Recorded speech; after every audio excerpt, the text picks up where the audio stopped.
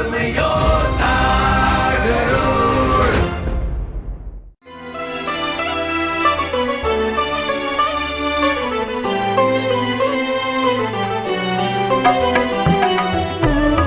सच, सारे संसार की सुंदरता जैसे आज मेरी पुत्री में समा गई हो। बस अब तुम्हें किसी की बुरी दृष्टि ना लग जाए।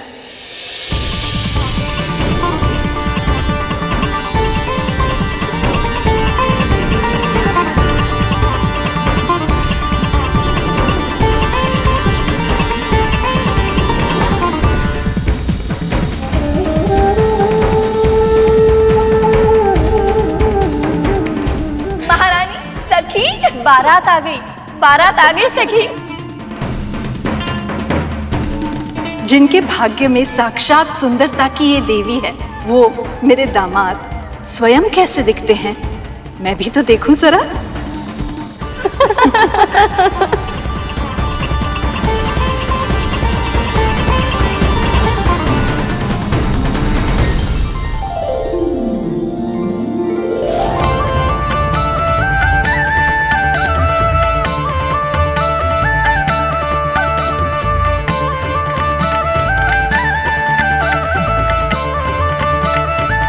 आइए आइए महारानी, मैं आपकी ही प्रतीक्षा कर रहा था।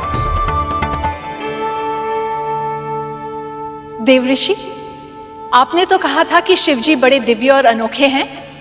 क्या इन सभी दिव्य ऋषि में से कोई एक है वो? ये तो सप्त ऋषि हैं महारानी, शिव तो इनसे भी अधिक दिव्य हैं।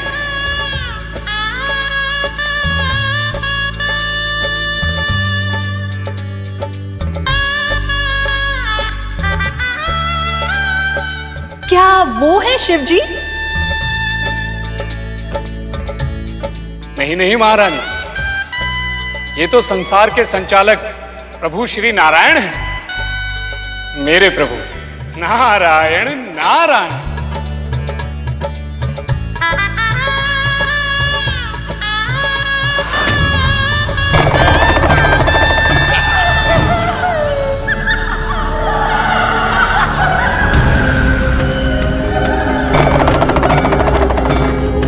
हे भगवान, कौन है ये सब?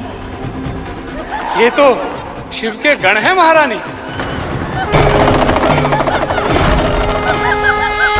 भूत प्रेत, पिशाच निशाचर, अघोरी पशु, और ये सब शिव को बहुत ही अधिक प्रिय हैं।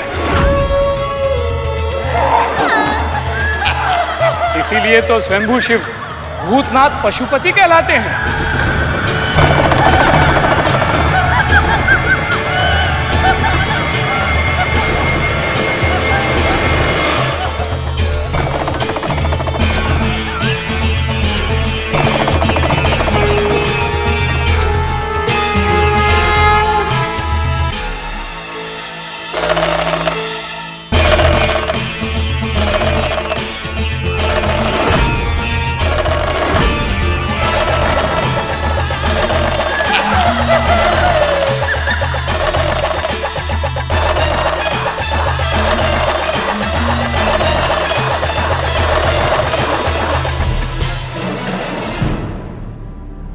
नारायण नारायण।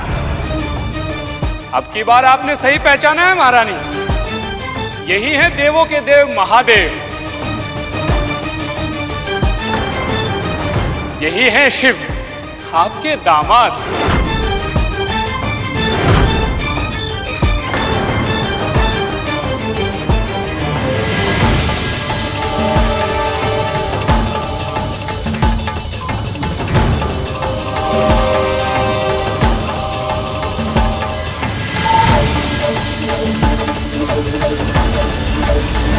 महारानी,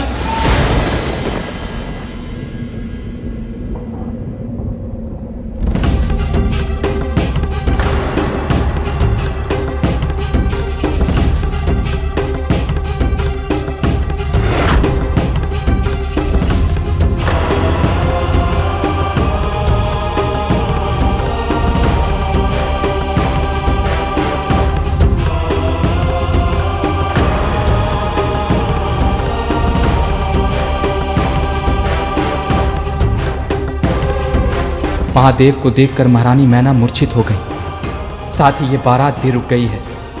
हे प्रभु, अब क्या होगा?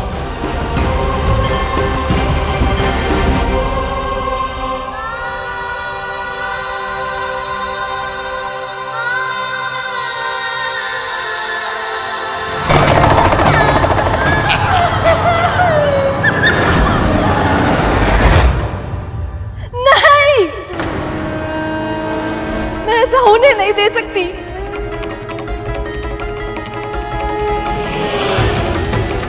पार्वती, तुम और शिवजी एक दूसरे से बिल्कुल अलग हो। उनका रहन सहन, जीने का ढंग, उनका स्वभाव, सब कुछ तुमसे भिन्न है पुत्री। मैंने महारानी के मन में संशय तो उत्पन्न कर दिया, किंतु कहीं ये शंका इस विवाह में विघ्न का कारण ना बन जाए। विवाह के बाद ऐसे ससुराल में तुम्हारे लिए रह पाना संभव कैसे हो पाएगा? ऐसे व्यक्ति के साथ तुम कैसे सुखी रह पाओगी पुत्री? नहीं नहीं, मैंने जो देखा है मैं उसे नहीं भुला सकती। मैं ये विवाह नहीं होने दे सकती। माँ, माँ, माँ, मैं आपकी चिंता समझती हूँ, पर मेरे लिए शिव और उनका हर रूप सच्चा है, सुंदर है, वो बहुत पवित्र है माँ, बहुत दूर है दिखावे से। आप जानते हैं, ऐश्वर्य और वैभव उनके दास हैं, पर फिर भी साधारण जीवन जीते हैं। वो अपनी सारी इच्छाएं त्याग चुके हैं, अपनी इंद्रियों पर विजय प्राप्त कर चुके हैं। उनकी जीवन संगिनी बनकर जीवन के पथ पर उनके साथ चलना मेरे लिए सौभाग्य की बात होगी माँ। ये तुम क्या कह रही हो पार्वती? मेरी बात को समझ क्यों नहीं रही हो? आप ही समझाइए ना इसे। यदि ना समझे ना तो कुछ भी करके किसी भी तरीके से इस विवाह को रोक दीजिए। पर मैं शिव से प्रेम करती हूँ माँ।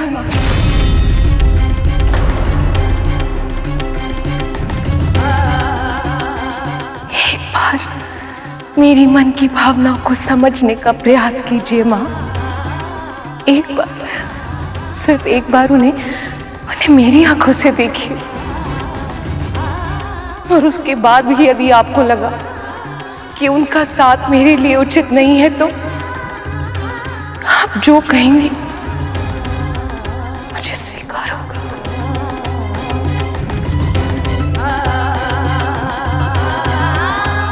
हे महादेव, मेरी माँ आपके स्वरूप के दर्शन करने में असमर्थ है, इसीलिए मेरी विनती स्वीकार कीजिए। आंखों को हर्षित करने वाला, मन को सुख देने वाला कामेश्वर रूप धारण कीजिए प्रभु।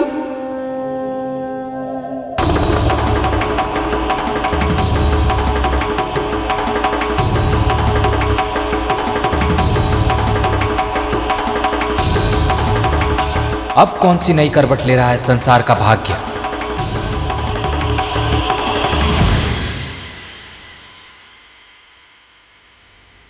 हे महादेव, भोलेनाथ, मेरी माँ की इच्छा का मान रखिएगा प्रभु। हे प्रिय, आपकी माता की इच्छा का मान ना रखकर आपका अपमान कभी नहीं होने दूंगा मैं।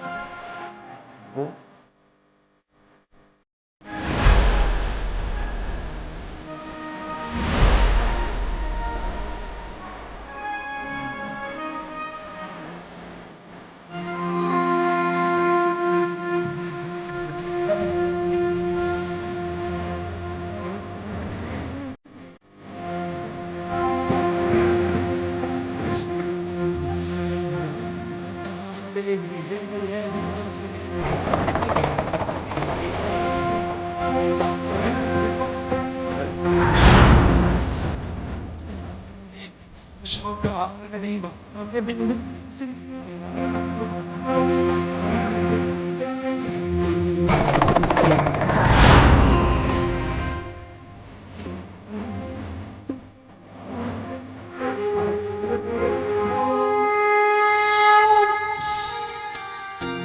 ने अपना कामेश्वर रूप धारण कर सबको उत्साहित कर दिया था। बहुत ही भव्य, तेज, अलौकिक शिव।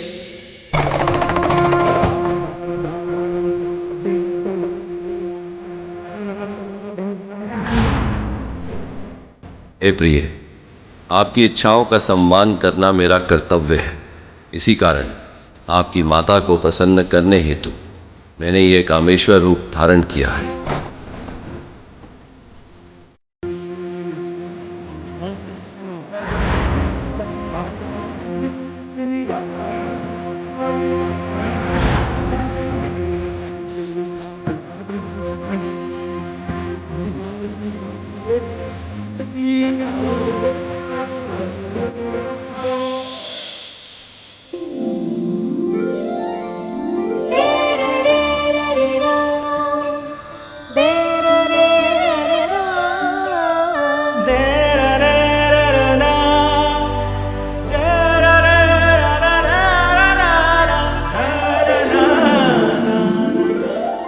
महादेव के उस अति मनमोहक, अति दर्शनीय मुख देखने के बाद उनका स्वागत हुआ।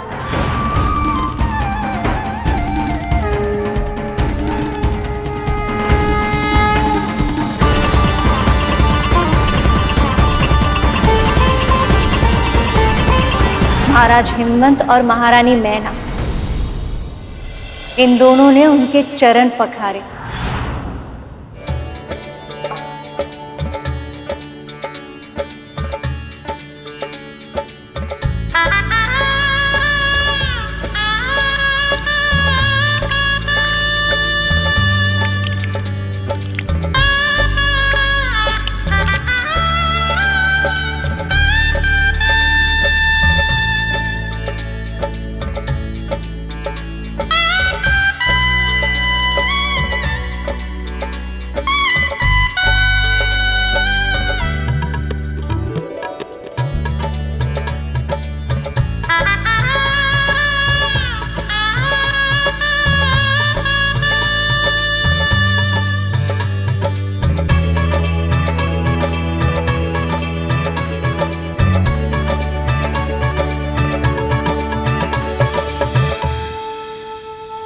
वर वधू एक दूसरे को वरमाला पहनाइए।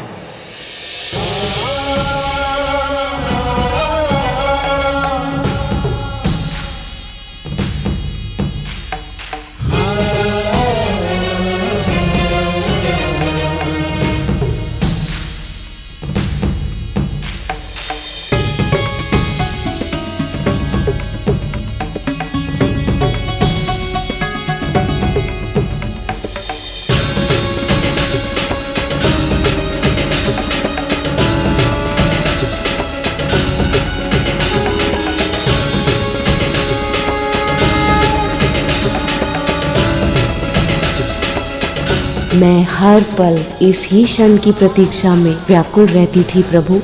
मैं भी बड़ी आतुरता से इस क्षण की प्रतीक्षा कर रहा था प्रिय। आप ही मेरी शक्ति हैं, आपके बिना मैं अपूर्ण था। देवी पार्वती और महादेव ने अग्नि के सामने फेरे लिए और एक दूसरे को जयमाला पहनाई। इस प्रकार उनका विवाह संपन्न हुआ और दसों दिशाओं में प्रसन्नता छा गई।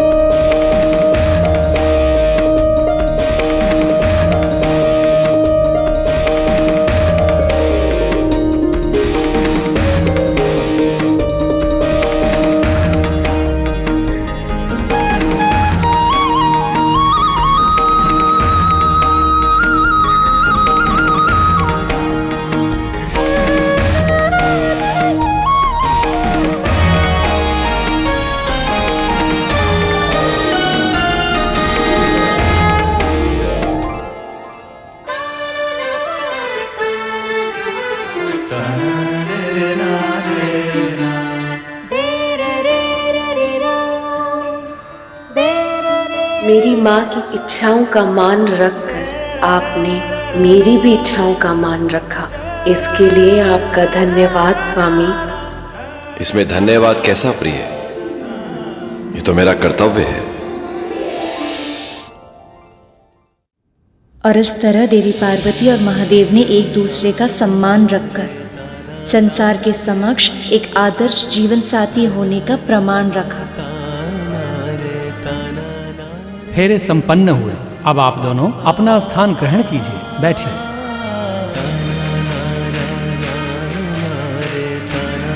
कन्यादान के लिए वधू के माता पिता आगे आए।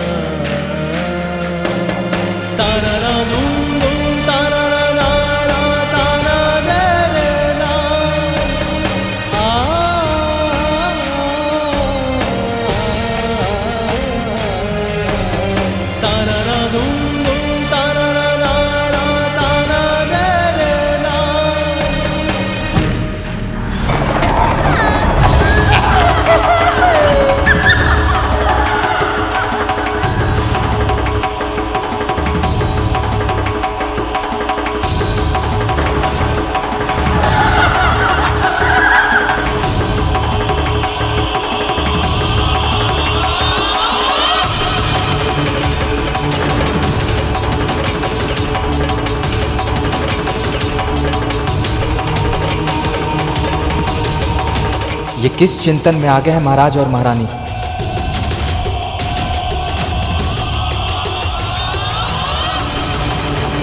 महारानी मैना और महाराज हिमवंत पुनः हिचक रहे थे प्रभु। किंतु महादेव से अधिक संपन्न तो तीनों लोकों में कोई नहीं है। तीनों लोकों के स्वामी वो स्वयं ही तो है। और अब तो ये बात वो दोनों भी जानते थे, फिर किस कारण चिंतित थे वो प्रभु? ये सब महर्षि नारद की करनी का परिणाम था मूषक जी।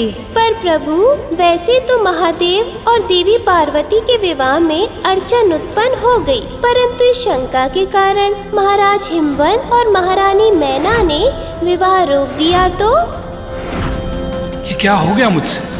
एक अनर्थ रोकने की चाह में मैंने एक नई अड़चन को उत्पन्न कर दिया। हिमालय पर्वत की रक्षा करने हेतु महाराज तथा महारानी के मन में महादेव के लिए शंका तो उत्पन्न कर दी महर्षि नारद ने, पर उन्होंने ये सोचा ही नहीं कि शंका उत्पन्न तो शीघ्र हो जाती है, किंतु उस शंका से मुक्त होने में हृदय को बहुत समय लग जाता है।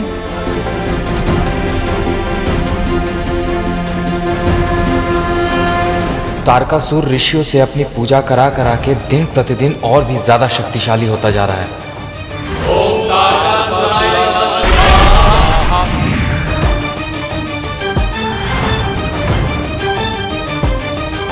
यदि इस विवाह में और विलंब हुआ तो तारकासुर खुद को इतना शक्तिशाली बना लेगा कि उसे रोकना असंभव हो जाएगा।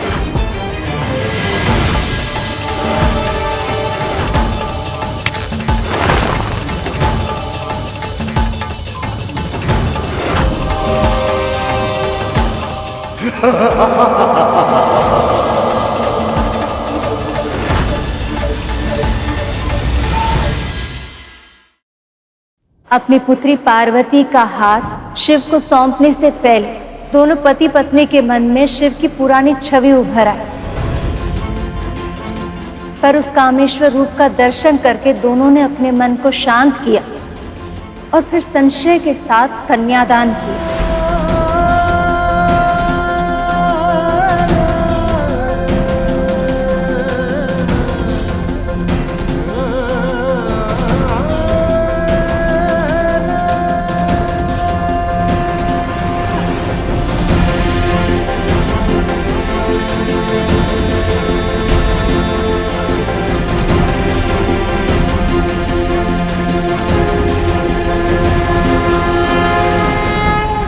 और इस तरह देवी के ब्रह्मचारिणी रूप की कथा पूरी हुई। पार्वती को तपस्या के प्रभाव से महादेव मिले और उनका विवाह हुआ। देवी ब्रह्मचारिणी की पूजा करने वाले भक्त जीवन में सुख का आनंद लेते हैं और फिर मोक्ष को प्राप्त होते हैं। इस कथा का सार यही है कि जिसका मन जीवन की कठिन परिस्थितियों में भी अपने लक्ष्य से नहीं भटकता, उसे सफलता अवश्य मिलती। ये कथा सुनकर मेरे मन में ये विश्वास जागृत हो गया है कि हमारा पुत्र भी अवश्य ही लौट आएगा, और वो भी अति शीघ्र।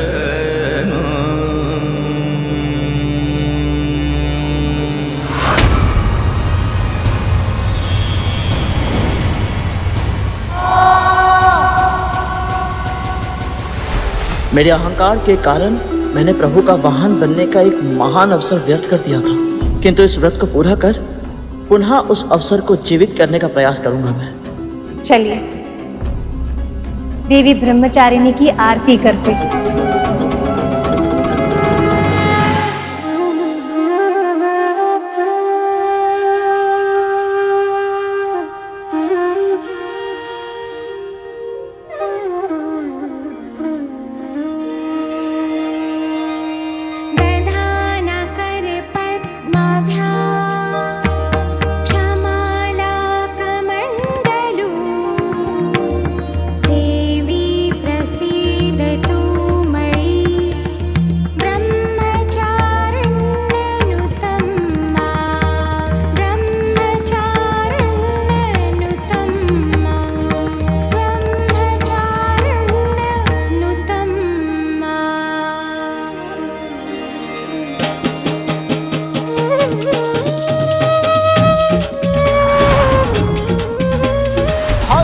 कमल और कर में कमंडल माता ब्रह्मचारिणी, शिव को प्रसन्न किया अम्बे ने, हर के रूप तपस्विनी है माँ, हर के रूप तपस्विनी है माँ, हर के रूप तपस्विनी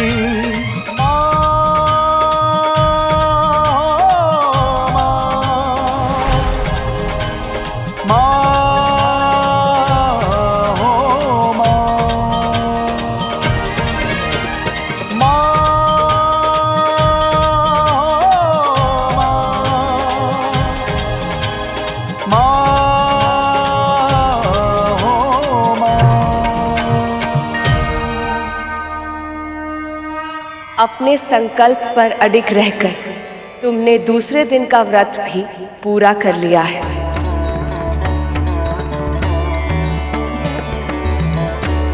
पर ध्यान रहे गरुड़, केवल भूखे रहने से और पूजा पाठ करने से व्रत सफल नहीं होता। वो तभी सफल होता है जब साधक अपनी इंद्रियों पर पूरी तरह से नियंत्रण प्राप्त कर ले और मन से, वचन से, कर्म से किसी को भी कष्ट ना पहुंचाए। आपकी हर सीख मेरे लिए जीवन का दर्शन है माँ। आपके हर आज्ञा का पालन अवश्य करूंगा।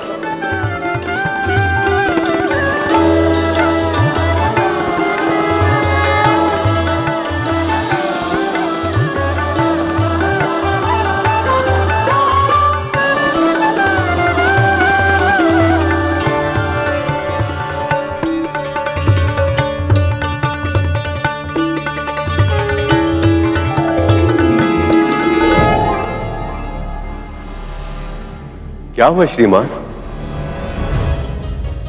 भाभी जी, आप दोनों क्या सोच रहे हैं? पता नहीं क्यों आज बहुत दिनों बाद मन में फिर एक आशा की किरण जाग उठी है भैया जी।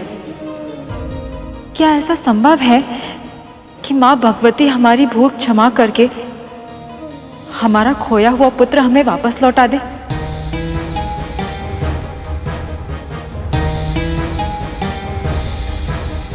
पता था हमको।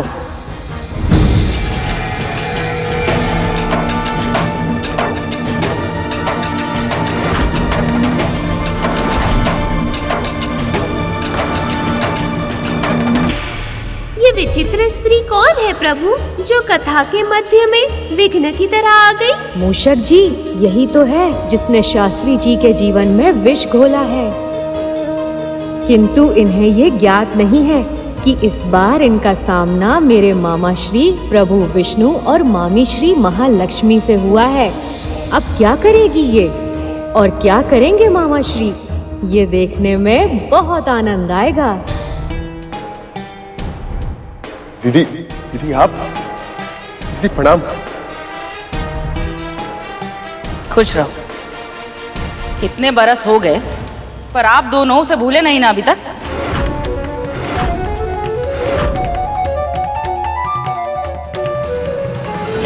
अब जैसे ही हमें पता लगा कि आप दोनों के घर में कथा हो रही है, हम तो चौंक गए। अब हमें तो यही ना लगता था कि पुत्र के जाने के बाद आप दोनों का जीवन जैसे नीरस हो गया हो।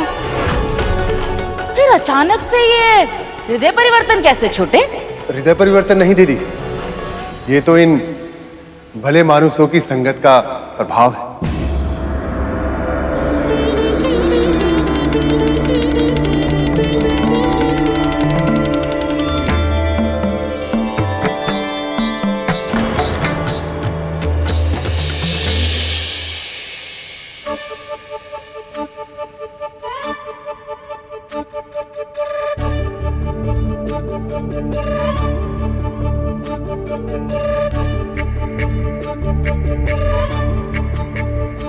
अरे प्रभु, ये स्त्री तो विचित्र ही है। अब ये ऐसे क्या विचित्र संकेत कर रही है? वो मामी श्री को उनके पांव छूने का संकेत कर रही है। क्या उनके पांव, जिनके समक्ष समस्त संसार नतमस्तक होता है? विनाश काले विपरीत बुद्धि। अरे शिष्टाचार नहीं है क्या? चरण छूइए बहू।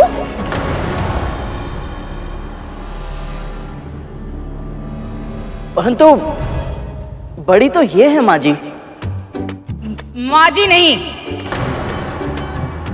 बुआ जी कहिए। इनकी बड़ी बहन है आप। हाँ।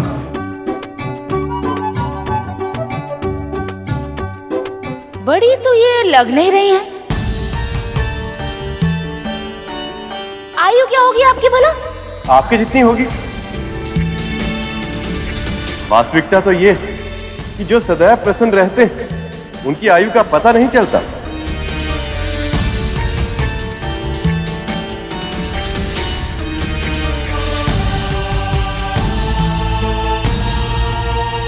वैसे आप कौन हैं? अब पहचानेंगे कैसे? परिचय तो दिए नहीं ना आप। जी, मैं कांता और ये मेरे पति और वो इनके शिष्य सुपर्ण। हम सब ने यहाँ तीर्थ के लिए आए। हाँ हाँ दीदी। और कहाँ से आए हैं आप लोग? केदारनाथ से।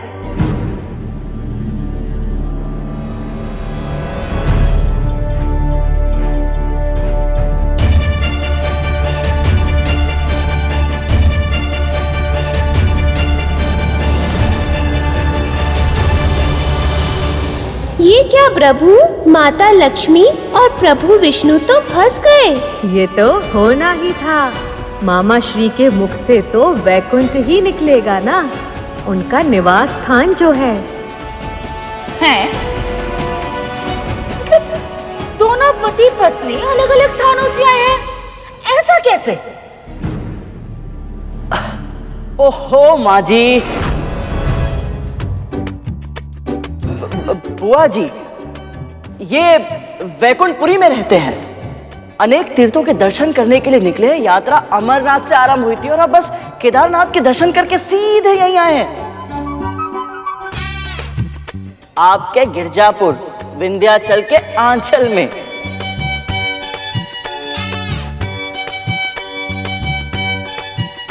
इनका तीर्थ यात्रा करना उचित भी है, आयु जो हो गई है। किंतु आप तो युवक हैं, आप इनके साथ क्यों भटक रहे हैं? अरे विवाह कीजिए, घर गृहस्थी बसाइए। आप सही कह रही है बुआ जी, परंतु मैं अपना पूरा जीवन हरि की भक्ति में समर्पित करना चाहता हूँ।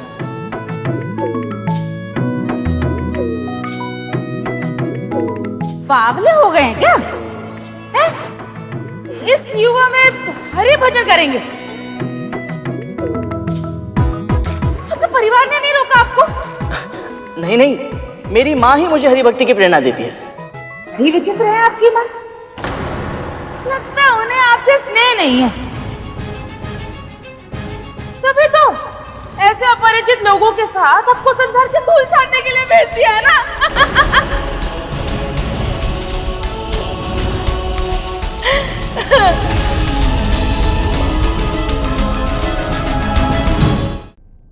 दीदी, आप भी आते ही क्या प्रश्नोत्तर में लग गई?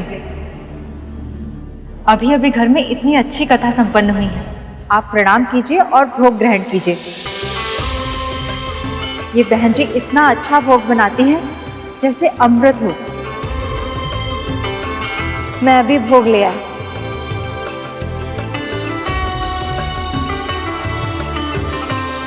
टूटे, तुम भी बड़े विचित्र कार्य करते हो। पहले पुत्र को घर से निकालने से पहले नहीं सोचा, और अब अपरिचितों को घर के भीतर लाने से पहले। अरे ऐसे ही अतिथि बनकर आते हैं और फिर घर वालों को बाहर निकाल के घर पर नियंत्रण कर लेते हैं।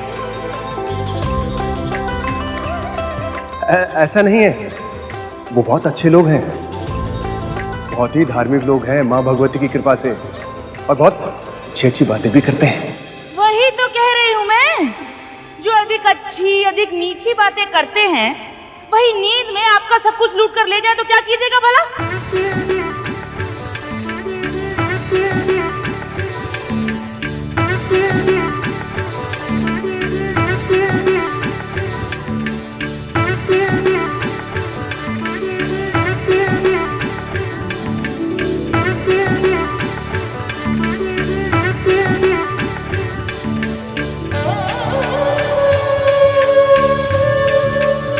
भोग तो सचमुच बहुत अच्छा बनाई है ये।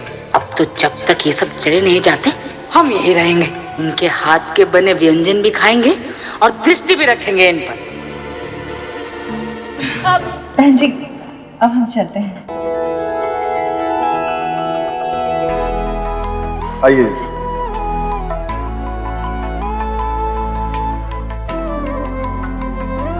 माँ, प्रभु, बुआ जी तो बहुत ही नकारात्मक बातें करती है। यदि ये कथा में आई तो इनके विष से कोई ना कोई विघ्न अवश्य पड़ेगा, और कथा का वातावरण भी दूषित हो जाएगा। यही तो तुम्हारे संकल्प की परीक्षा है गुरु।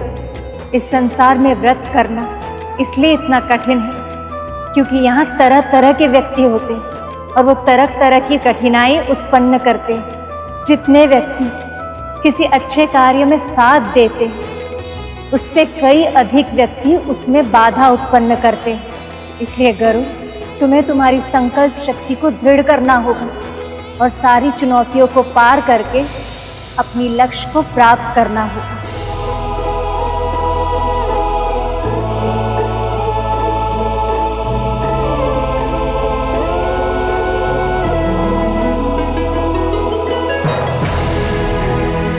हे माँ, मुझे शक्ति दीजिए ताकि मैं इस परीक्षा में सफल हो पाऊं।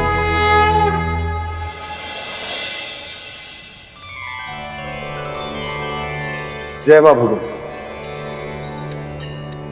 जय माँ विंध्यवासिनी, जय माँ भगवती। वो बुआ जी नहीं आई आज? जी, वो कल की कथा के बाद तनिक थक गई थी तो आज विश्राम कर रही हैं। हम आज की कथा प्रारंभ करें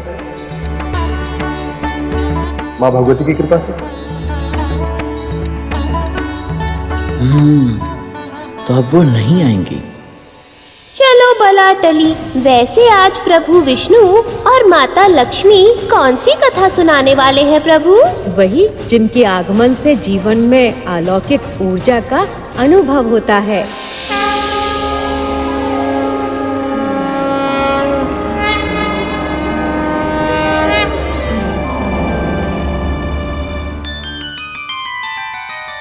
विश्राम तो हम तब करेंगे जब कोई करने दे। तो भोर से खिटपिट हो रही है और अब ये शंख की ध्वनि।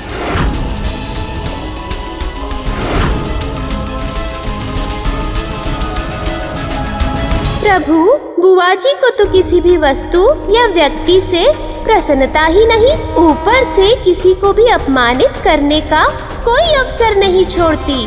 सत्य कहा मूषक जी आपने। हम लोगों से या स्थान से पीछा छुड़ा सकते हैं, किंतु अपने कर्मों से नहीं। बुआ जी को भी उनके कर्मों का फल अवश्य मिलेगा। कीजिए, आराम कीजिए। अब उपवास तो हम रख नहीं पाएंगे, तो कथा अवश्य सुनेंगे। जी।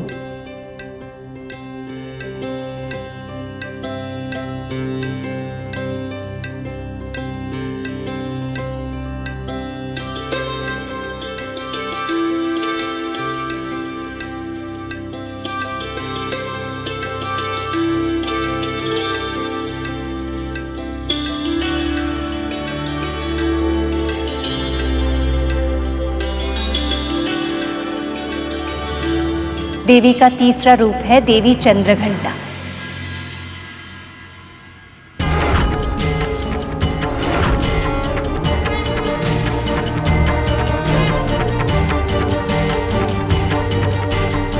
नवरात्रि के तीसरे दिन इनकी पूजा की जाती है। इनकी पूजा करने वाले भक्त को इस मायावी संसार में रहकर भी अलौकिक वस्तुएं दिखाई देती, अलौकिक ध्वनि सुनाई पड़ती है।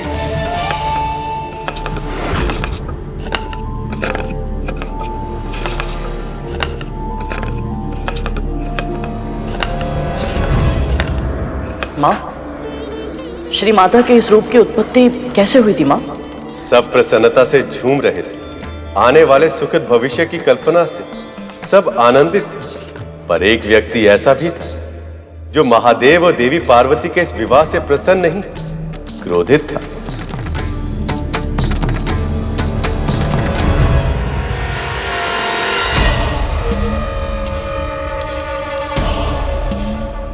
महादेव शिव और मां पार्वती की, महादेव शिव और मां पार्वती की, महादेव शिव और मां पार्वती की, महादेव शिव और मां पार्वती की, महादेव शिव और मां पार्वती की, महादेव शिव और मां पार्वती की। ये कैसी ध्वनि है? ये हो क्या रहा है?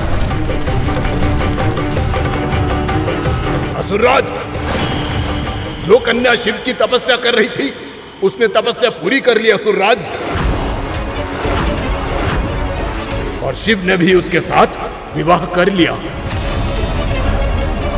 ये हमारे लिए संकट का संकेत है असुरराज। आज विवाह हो गया है, कल पुत्र भी हो सकता है।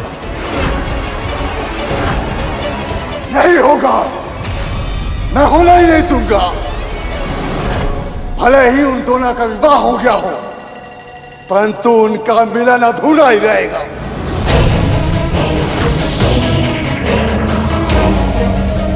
असुरों, इससे पहले कि शिव और पार्वती के गृहस्थ जीवन का आरंभ हो, हमें पार्वती के प्राण लेने होंगे। उसके आंखों की जीवन ज्योति बुझानी होगी।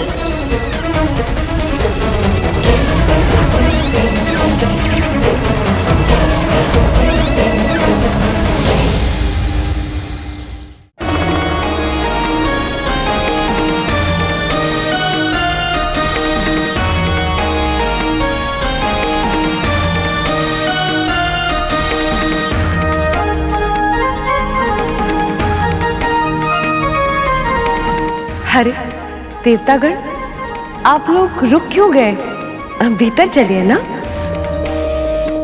माँ, आप दोनों थक गए होंगे, हम सब फिर आएंगे आपके दर्शन करने।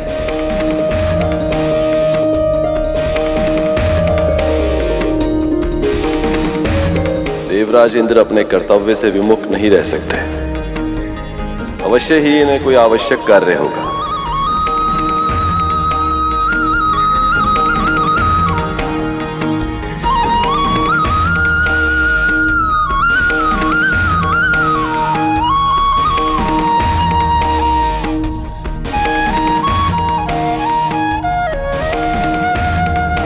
ठहरिए माँ,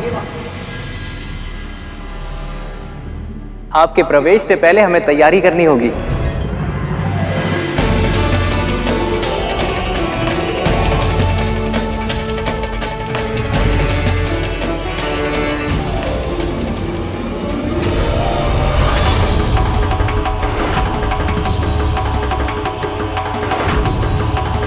इस स्थान की दशा तो बहुत खराब है, क्योंकि वर्षों से इस स्थान का ध्यान रखने वाला कोई था ही नहीं।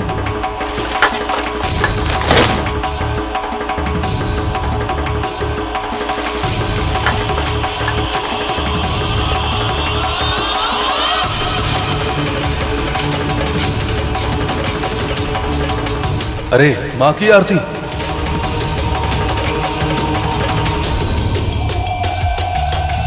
अरे माँ की आरती।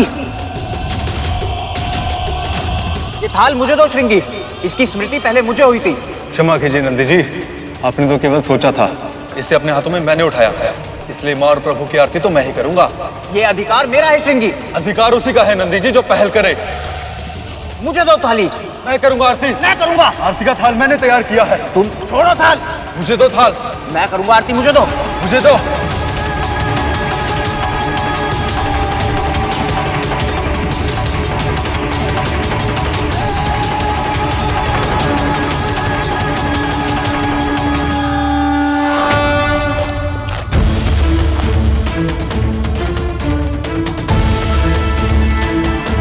बस करो।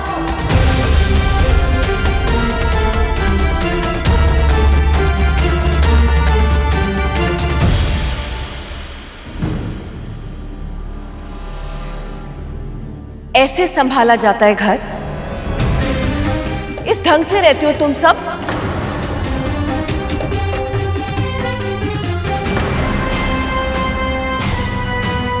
ये क्या है? बिना पका हुआ भोजन खाना अच्छा नहीं होता, पता है ना? कम से कम इतना तो पता होगा कि स्वच्छता में ही ईश्वरत्व का माध्यम है।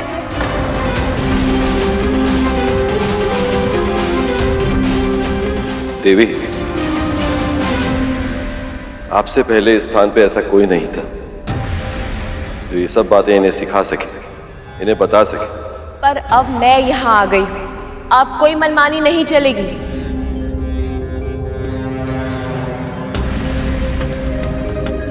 अब मैं कुछ नियम बनाऊं और उन नियमों का सभी को पालन करना होगा, समझ गए? आपको भी।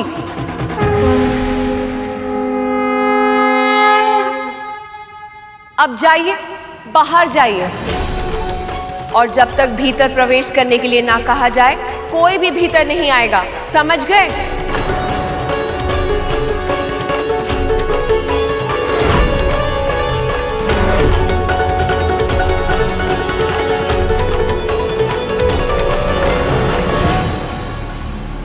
अरे जाइए।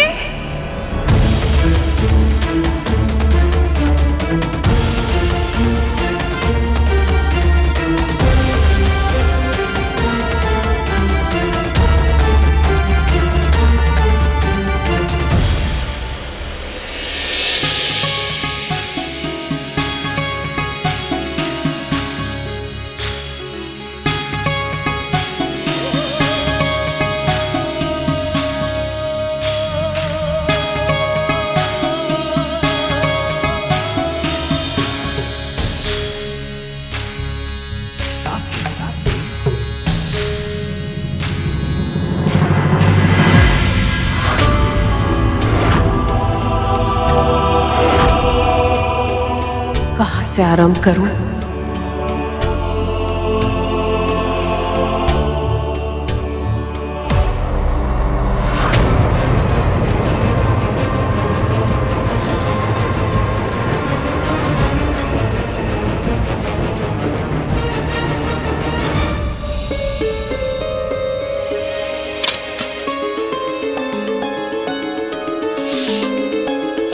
घर केवल दीवारों और छत से घिरा कोई स्पंदहीन स्थान नहीं होता। परस्पर प्रेम के माध्यम से एक दूसरे के जीवन को और भी अधिक श्रेष्ठ बनाने का आधारशिला होता है घर। और घर की महिमा होती है स्त्री से, वही घर का प्राण होती है। वही जीवन का आधार होती है। नियमों की दीवारों में बांधकर वो निवासियों को महत्व सिखाती थी। देवी पार्वती भी इस समय वही कर रही थी।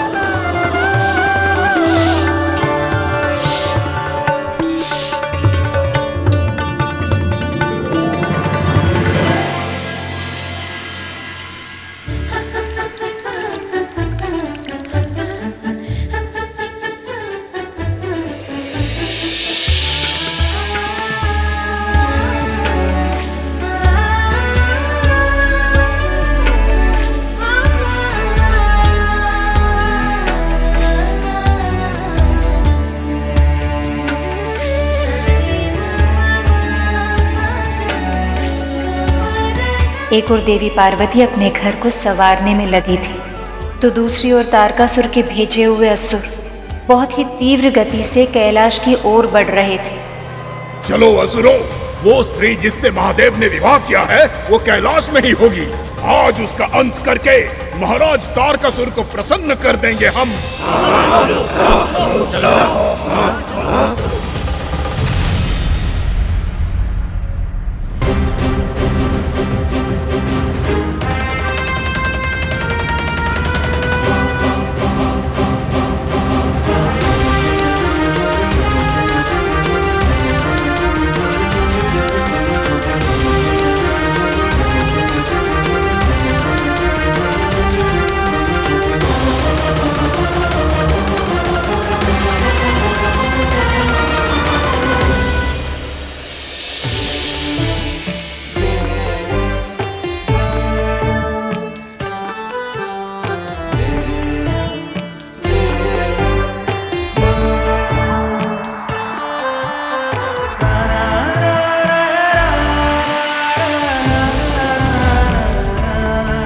कितनी अच्छी खुशबू आ रही है।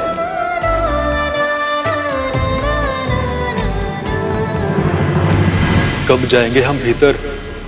मैं भी यही सोच रहा हूँ श्रृंगी। माँ को इतना समय क्यों लग रहा है?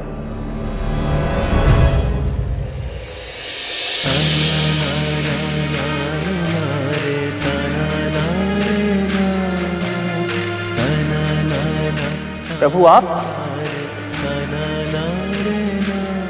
इतनी पवित्र सुगंध, जैसे हवन किया हो।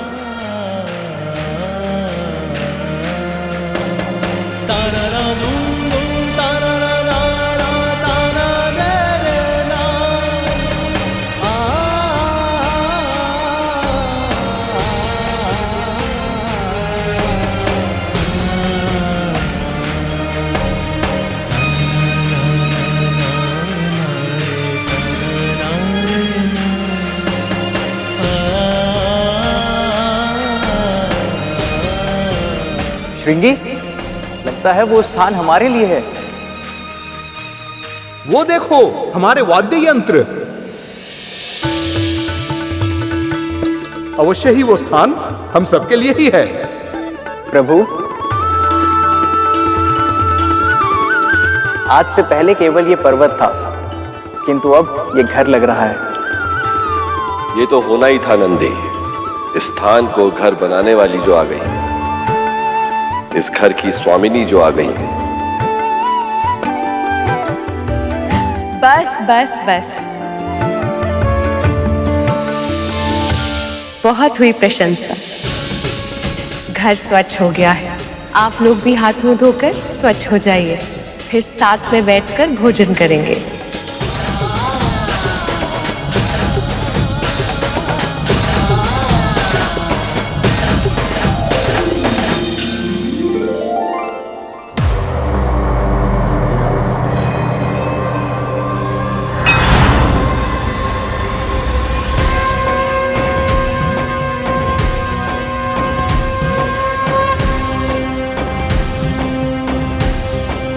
ये भोग स्वीकार कीजिए स्वामी।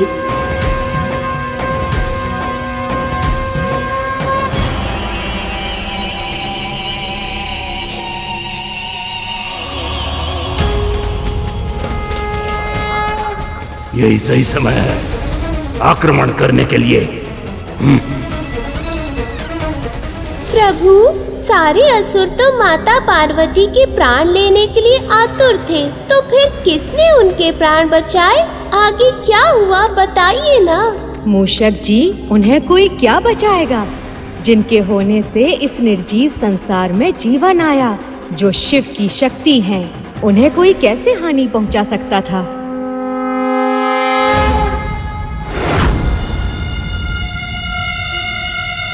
ऐसा क्यों लग रहा है जैसे मेरे गुरु पर कोई संकट आने वाला है?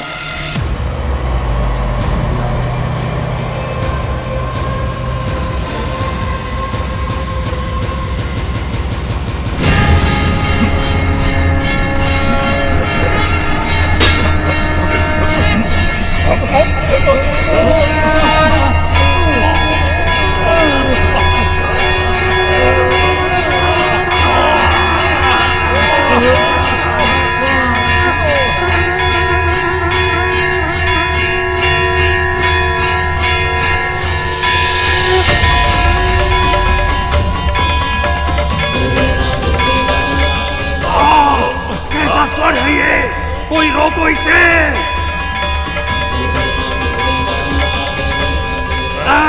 कैसी शक्ति है ये, बिना अस्त्र शस्त्र के ही।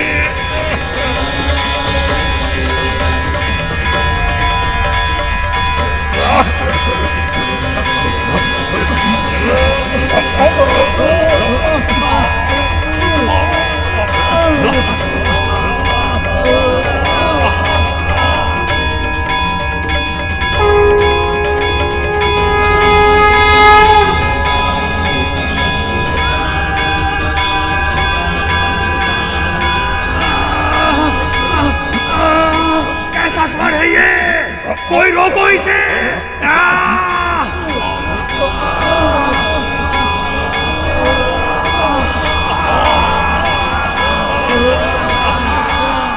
इस लीला से देवी पार्वती ने सृष्टि के समक्ष स्त्री शक्ति का एक नया उदाहरण रखा।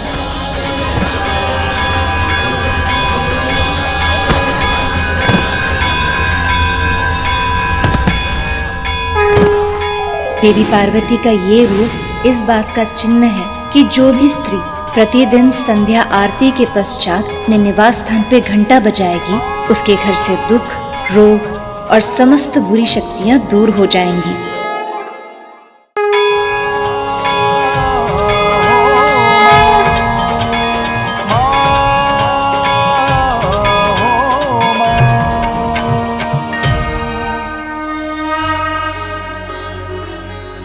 अद्भुत पार्वती, आपके इस घंटे की ध्वनि से संपूर्ण वातावरण में एक अलग सी ऊर्जा उत्पन्न हो गई है। ऐसा प्रतीत होता है जैसे सब कुछ पहले से भी शुद्ध हो गया।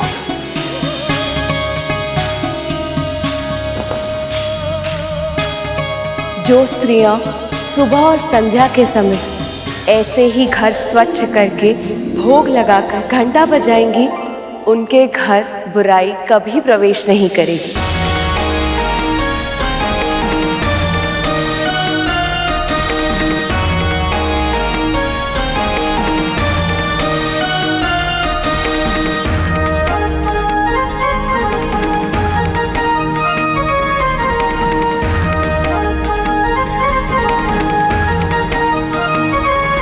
आरंभ करो।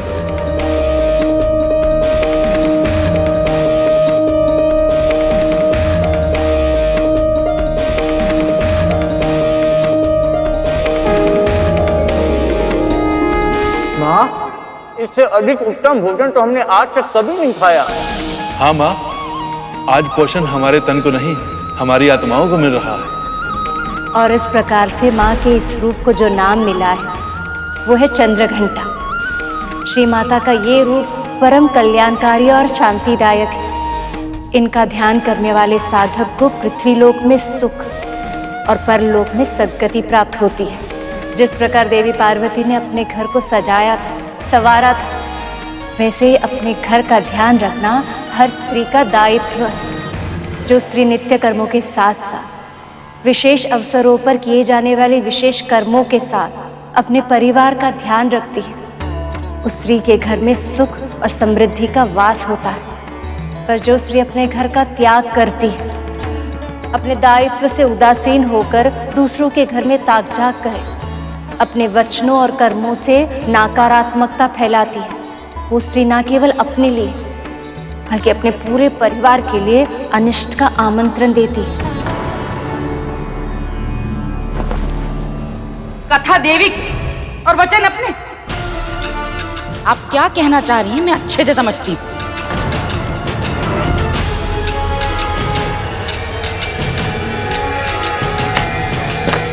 दीदी, कथा सुनने के बाद आरती लिए बिना नहीं जाते।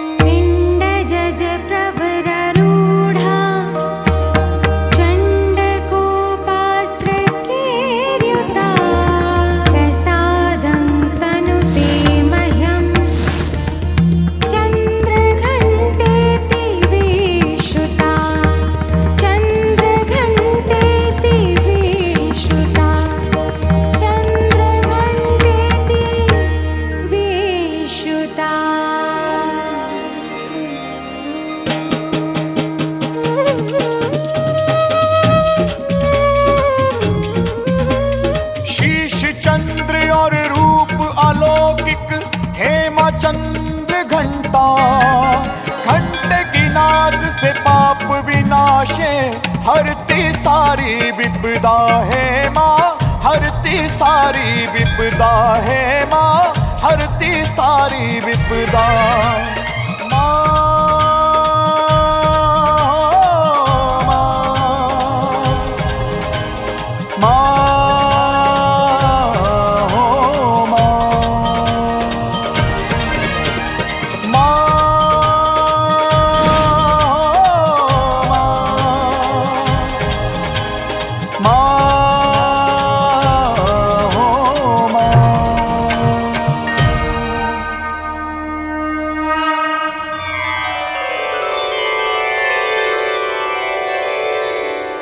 मैं आप सभी से प्रसन्न हूं।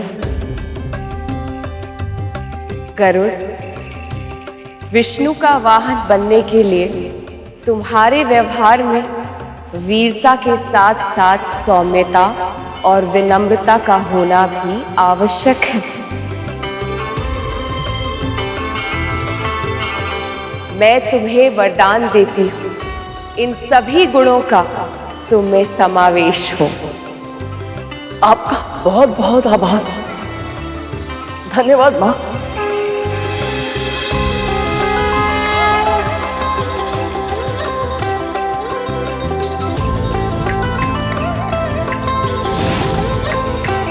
प्रभु, तो क्या वो क्षण आ गया जिसकी गरुड़ को प्रतीक्षा थी? क्या गरुड़ अब तैयार है विष्णु जी का वाहन बनने के लिए? ये तो गरुड़ पर निर्भर करता है कि इस कथा के संपन्न होने के पूर्व वो स्वयं को इस योग्य बना पाएगा या नहीं। वैसे समय के पूर्व और भाग्य से अधिक किसी को कुछ भी नहीं मिलता। अब देखना ये है कि क्या श्री हरि कृपा से गरुड़ अपना भाग्य बदल पाएगा।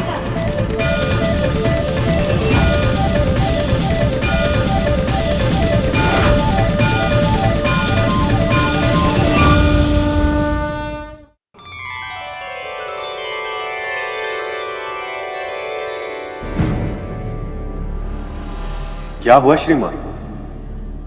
आपकी आंखों में आंसू? आज आरती के समय बहुत ही अलग अनुभव हुआ भैया जी। बहुत ही अच्छी खुशबू थी, जैसा आप बताए थे ना कैलाश पर्वत पर, बिल्कुल वैसी ही। न केवल सुगंध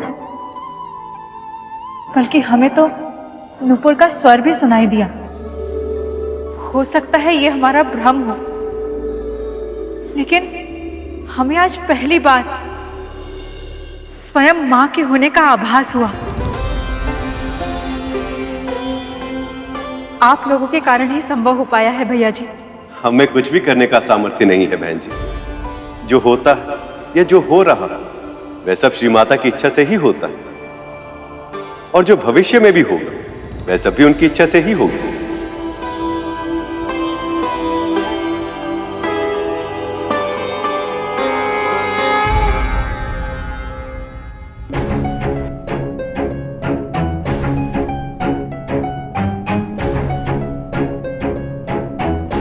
बहुत हुआ भैया, अब आप उन तीनों से छुट्टी पाइए।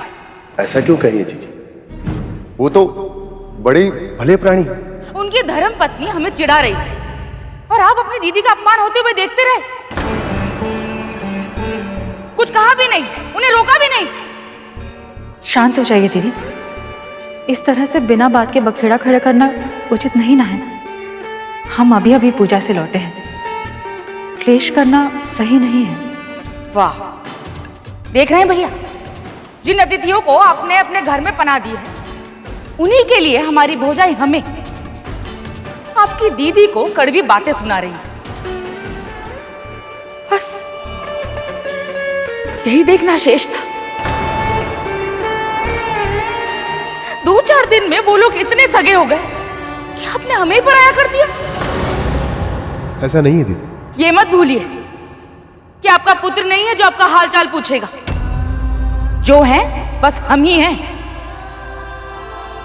हम ही हैं जो आपके सुख दुख में साथ रहेंगे।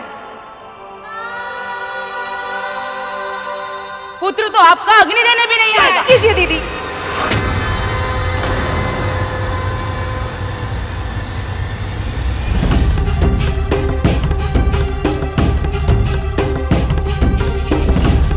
आप जाइए यहां से। पर हमने कहा ना, आप जाइए यहां से।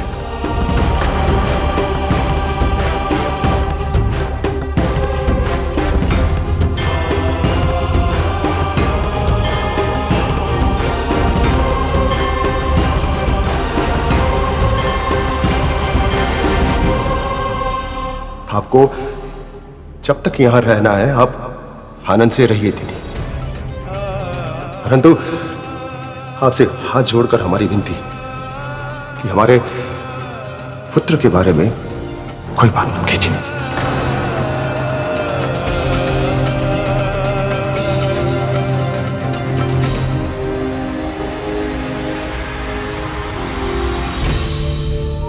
आप दोनों के बाद ये सारी संपत्ति हमारी होने वाली है। ऐसा पक्का प्रबंध करेंगे ना कि इसे हमसे कोई भी छीन नहीं पाएगा, कोई भी नहीं।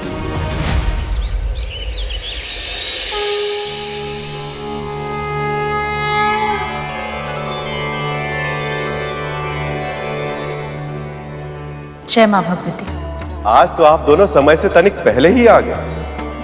आप कथा ही इतनी अच्छी सुनाते हैं, आज प्रतीक्षा में कब से रूठ गए पता ही नहीं चला। आपसे कथा सुनते सुनते कुछ समय के लिए हम अपने सारे कष्ट, सारे दुख भूल जाते हैं। बहुत शांति मिलती है मन को। बहन, सब ठीक तो है? हाँ हाँ, सब ठीक ही है।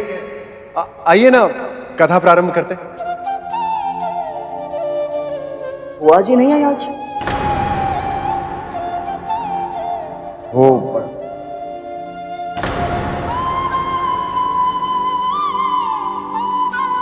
कथा का समय बीतता जा रहा है, उन्हें आना होगा तो आ जाएंगे। हम आरंभ करते हैं, है ना? जी।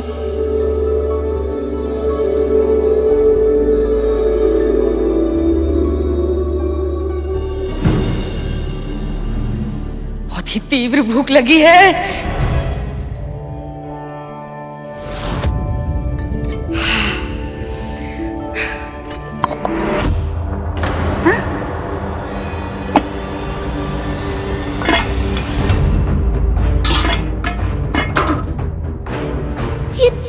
ये सारे पात्र तो रिक्त पड़े हुए हैं। हमें लगा था कि ये दोनों कुन अतिथियों के यहाँ सिर्फ कथा सुनने जाते हैं, पर अब लग रहा है कि इन्होंने व्रत भी करना आरंभ कर दिया है। तभी तो न चूल्हे में अग्नि है, न पात्रों में भोजन। पर अब हम क्या करें? हम तो यहाँ आए इसलिए थे कि अपने घर का कार्य ना करना पड़े। अब लगता है कि भोजन भी स्वयं ही बनाना पड़ेगा। तब तक जल्द से ही काम चला लेते हैं।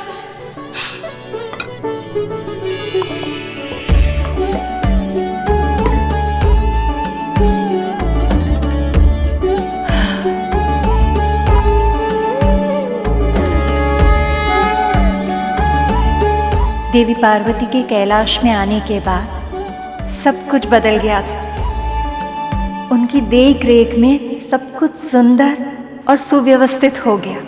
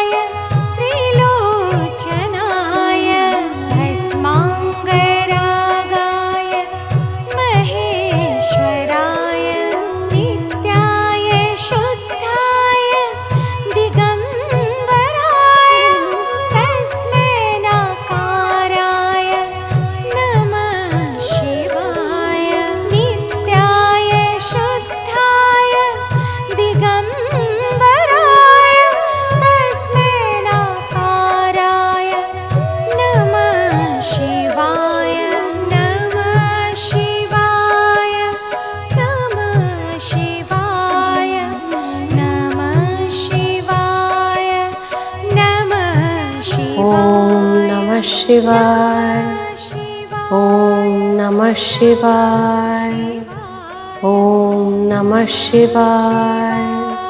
देवी पार्वती के इस रूप में उनकी कृपा दृष्टि से दसों दिशाओं में सृजन की प्रक्रिया सक्रिय होने लगी। वृक्ष, वनस्पतियां, पेड़, पौधे सब कुछ फल फूल रहे थे, जिसका जन्म इस सृष्टि के लिए अभूतपूर्व है। शिव और शक्ति का पुत्र देवराज इंद्र की अपेक्षाएं इन सब संकेतों को देखकर अपने चरम तक पहुंच गई थी। पर सत्य तो ये है कि ये सृष्टि की सारी रचना माता ने बहुत पहले से ही शुरू की थी। यही है इनका चौथा रूप, माँ कुष्मांडा, माँ कुष्मांडा, माँ कुष्मांडा। कहा जाता है कि जब चारों ओर अंधकार था, न सृष्टि का अस्तित्व था, न प्रकाश की कल्पना, तब इन्हीं माता ने अपने मुस्कान से सारी ब्रह्मांड की रचना की। इसीलिए इन्हें सृष्टि की आदि स्वरूपा या आदि शक्ति के नाम से भी जाना जाता है।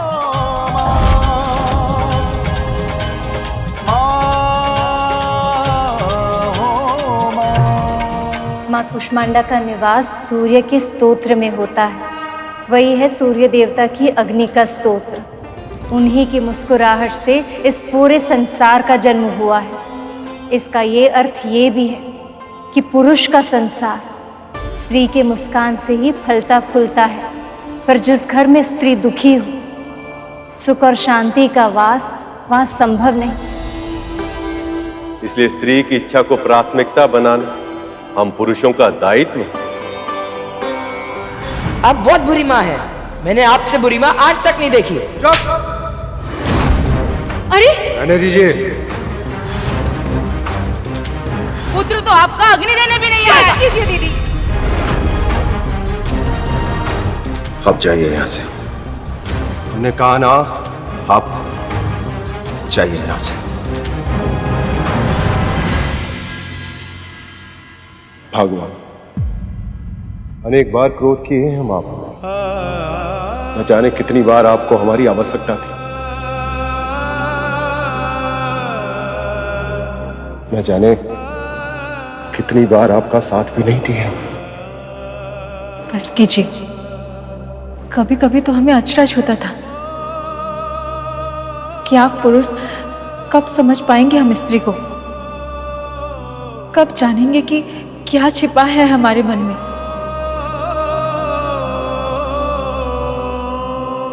भले ही देर लग गई, पर आज आपको इस बात का आभास हो गया है। हमारे लिए इतना ही पर्याप्त है।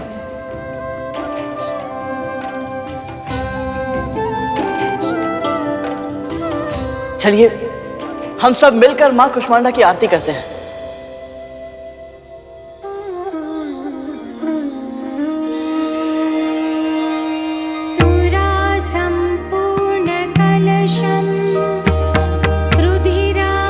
रुधिराप्लुतमेव च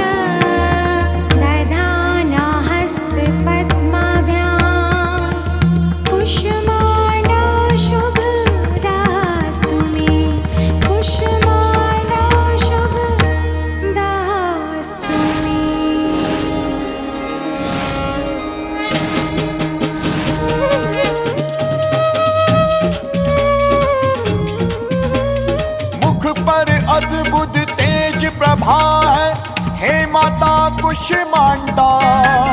इस ब्रह्मांड की रचना तुझसे सूर्य की उष्मा है माँ, तुझसे सूर्य की उष्मा है माँ, तुझसे सूर्य की उष्मा।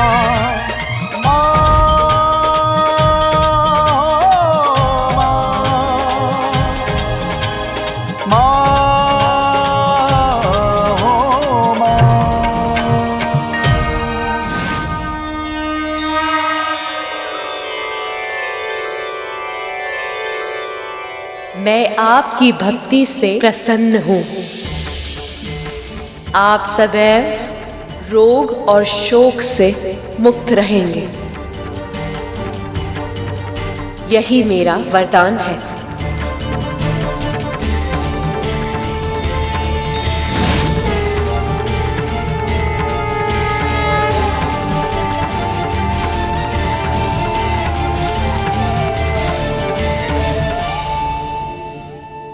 भगवान, हमें माँ का स्वर सुनाई दिया। क्या आपको भी? पर यह कैसे संभव हो सकता है? क्या हमारे शोक से हमें मुक्ति मिल सकती है? हम भी इसी उलझन में हैं स्वामी। हम दोनों के दुख का कारण तो एक ही है, हमारे पुत्र का हमसे दूर होना।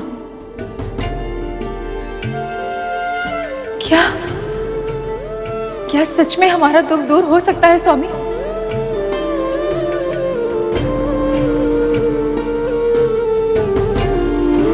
प्रभु, उन्हें माता के दर्शन नहीं हुए, पर उन्हें माता के होने का आभास तो हुआ। किंतु उन्हें ये कब ज्ञात होगा प्रभु कि उनके संबंध में खटास उनकी बहन के कारण है? उनके दुख कब दूर होंगे प्रभु? मूषक जी, उनका दुख दूर करने हेतु ही मामा श्री ने कथावाचन के लिए उनका निवास स्थान चुना, और जैसे जैसे उन्हें माता के भिन्न भिन्न दिव्य स्वरूप के बारे में ज्ञात होगा, वैसे वैसे उन्हें अपनी पीड़ा और समस्या का समाधान भी मिलता जाएगा। अब देखना ये है कि उन्हें अपनी समस्या के जड़ का भान कब होगा। नवरात्रि के 5वें दिन हम देवी के स्कंद माता की रूप की कथा सुनेंगे। स्कंद का अर्थ होता है कुमार कार्तिकीय। प्रभु गणेश के भाई कार्तिक जी? हाँ सुपर, हम इस कथा में देवी पार्वती के उस स्वरूप को देखेंगे जब उन्होंने पूर्णता का आभास किया, जब वो माँ बनी। कीजिए कीजिए कीजिए कीजिए, जितने व्रत और पूजा कर सकते हैं कीजिए। व्रत और तप करने से पुत्र तो लौट कर नहीं आएगा, किंतु आपके भीतर का अपराध बोध जरूर कम हो जाएगा। मां होकर भी पुत्र की रक्षा नहीं कर पाई ना आप इतने कड़वे वचन क्यों कहती है बुआ जी? ऐसा है बुआ के भतीजे जी कि हमने जो कहा अपनी भौजाई को कहा और अपने भाई के सामने कहा, तो आपने बीच में कुछ क्यों कहा? आप होते कौन हैं? क्या अधिकार बनता है आपका? आपके व्यक्तिगत विषय में हस्तक्षेप करने का अधिकार हम में से किसी को नहीं, पर मनुष्यता तो यही कहती है कि दुख में साथ दिया जाए, ताने नहीं। सेवक तो सेवक, अब स्वामी जी भी ज्ञान देने लगे। आपकी ये मीठी मीठी बातों में ना मेरे भाई भौजाई जरूर फंस सकते हैं, किंतु मैं चतुर, मैं आपकी बातों में नहीं आने वाली। सुपर, ये व्रत का समय है, किसी के भड़काने पर क्रोधित होकर अपने व्रत को नहीं छोड़ना चाहिए।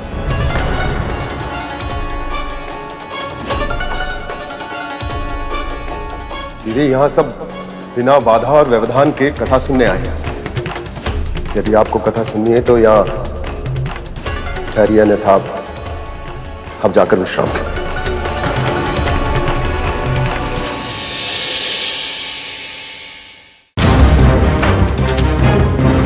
नहीं नहीं, अब कथा सुनने आए हैं तो कथा सुन के ही जाएंगे।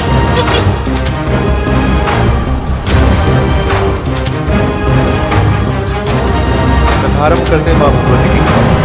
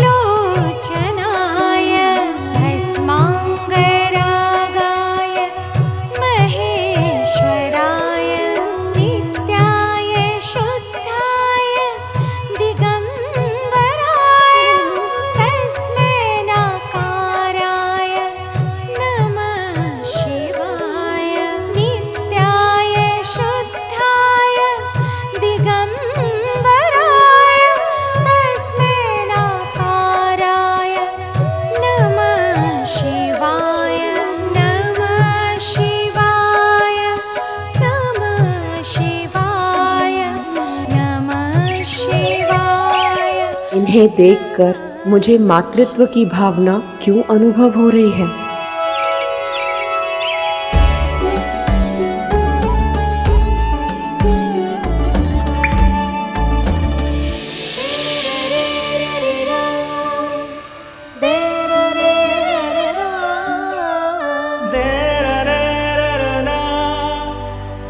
मुझे लगा था कि आपको पाने के बाद मेरे मन में कुछ और पाने की कामना जन्म नहीं लेगी, पर आज मुझे आभास हो रहा है कि मेरे हृदय की गहराई में एक और इच्छा छिपकर बैठी है।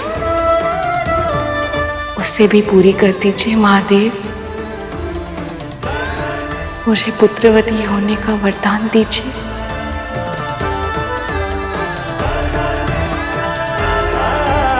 तथास्तु।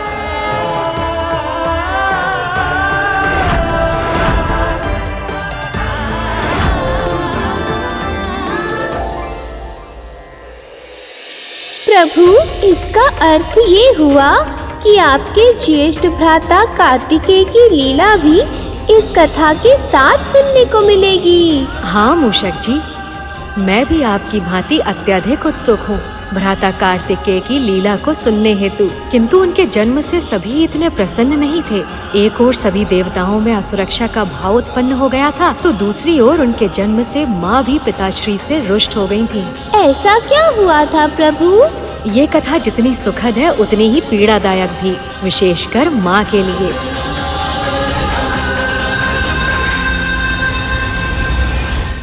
पक्षीराज गरुड़ के साहस भरे कारनामे देखने के लिए चैनल को सब्सक्राइब करें और साथ ही बेल आइकॉन दबाना न भूलें।